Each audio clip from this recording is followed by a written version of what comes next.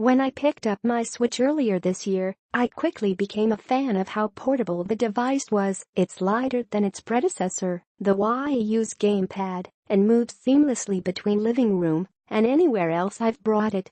My TV habits, like many others, aren't limited to the living room.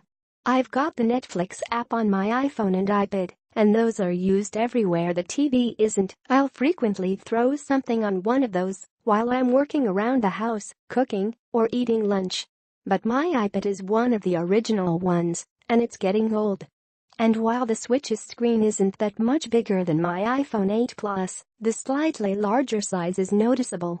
One downside of watching TV from your phone is also that it's not all that uncommon to get a push notification while I'm watching something.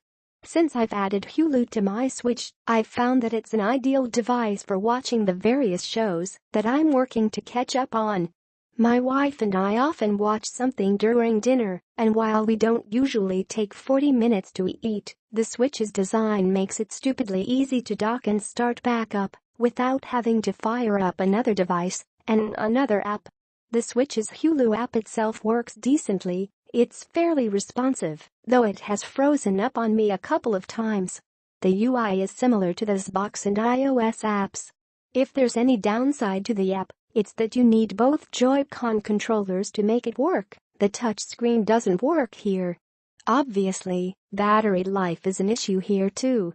You can use the Switch to watch a couple of episodes, but it's not exactly something I'd use out of the house, say, on a long road trip.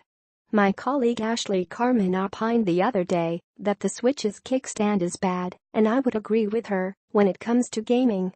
But using the Switch as a streaming device, where I don't actually have to touch it or use the controllers, is where the kickstand redeems itself.